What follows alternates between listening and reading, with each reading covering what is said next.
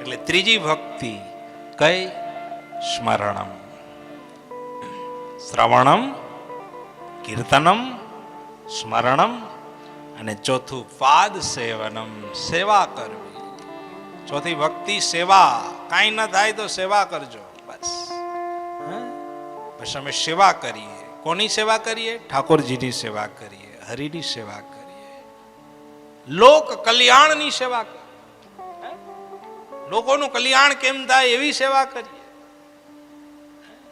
વિચાર તો કરો, આપણા સમયે, આપણા ટાઈમે, આપણી શક્તિ મુજબ એ ભી સેવા ગણાય.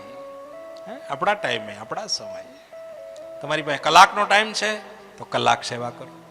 અડધી કલાકનો ટાઈમ છે, અડધી કલાક સેવા કરો.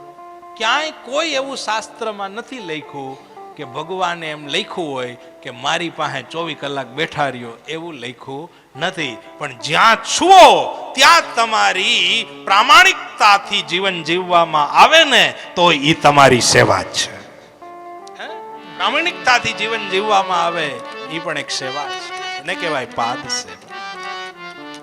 ઠાકોરજીનો શૃંગાર કરીએ એ સેવા છે. ઠાકોરજીને સ્નાન કરાવીએ એ સેવા છે. અને એના ચરણમાં આપણા જીવનને સમર્પિત કરી દઈએ ને એ મોટી સેવા છે. આ બધું તો કરીએ છીએ, પણ સાથે સાથે સમર્પિત ભાવ. તેરા તુજકો અર્પણ ક્યા લાગે સો મેરા, मेरा मुझ में कुछ नहीं, ओ कुछ है सब तेरा. મારું કાઈ નથી, આ બધું તારું છે, તને અર્પણ કરી દઈએ, બસ. ઓ સેવા છે. સેવા મારી માની લેજો, પૂજા મારી માની લેજો. સેવા, તમે ઠાકોરજીની સેવા કરતા હોય ને કદાચ કઈ વસ્તુ ના હોય તોય ક્ષમ્ય ગણી લે. જુઓ તો ખરા કેટલો કૃપાળુ છે. 252 વૈષ્ણવની વાર્તાઓ વાંચો કોક દિવસ. એમાં એમાં એમાં એ જે વૈષ્ણવો હતા એના ભાવ હતો ને, એની પાસે કદાચ દ્રવ્ય ના હોય, એની પાસે અર્થોપાર્જન ના હોય, એની પાસે સારા શૃંગાર કરવા માટે વસ્ત્રો ના હોય, સારા હીરા જડિત આભૂષણ ના હોય, પણ છતાંય એનો ભાવ કીર્તન ગાય અને એને રીઝાવી લેતા હતા. સેવા મારી માની લેજો, પૂજા મારી માની લે, જડ રે ચડાવું તમને, જડ નથી ચોખા. કેમ? જડ બોલા માછલાએ અભડાવ્યા રે, સેવા મારી માની લેજો, પૂજા મારી માની લેજો. મન રે ચડાવું તમને, મન નથી ચોખા. એ ચોખ્ખું નથી. ચોખ્ખું છે? કાઈ નહીં. મન પણ ચોખ્ખું નહીં. મન રે ચડાવું તમને, મન નથી ચોખા. ચોખા કેમ? મન ઓલા માયાએ અભડાવ્યા રે,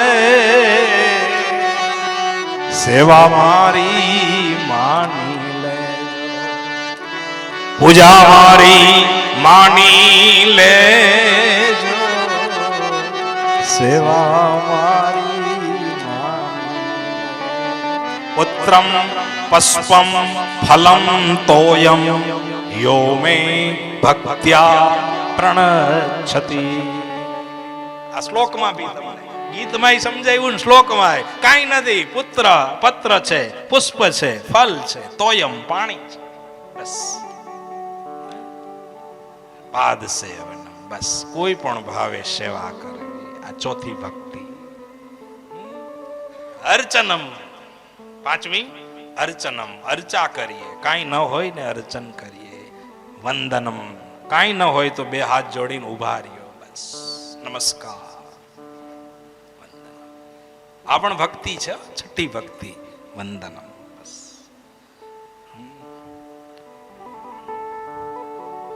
એટલે આમ તાલી પાડીએ ને એટલે વંદન પણ થઈ જાય. તાલી.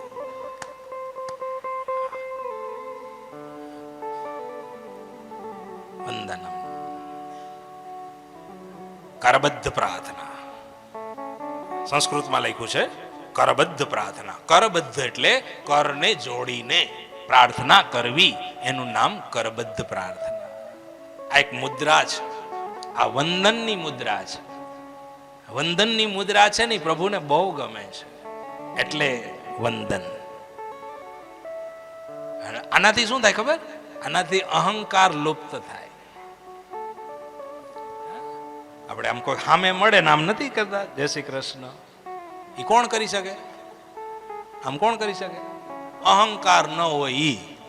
હે, અહંકાર ન હોય ઈ આમ વંદન કરી શકે. બાકી પાવર હમાતો ના હોય ઈ આ કરી શકે. એના હાથ છૂટા જ હોય. વંદન ને ચંદન બે શીતળ છે. વંદન અને ચંદન બે શીતળ છે. ચંદન લલાટને શીતળ કરે છે અને વંદન હૃદયને શીતળ કરે છે.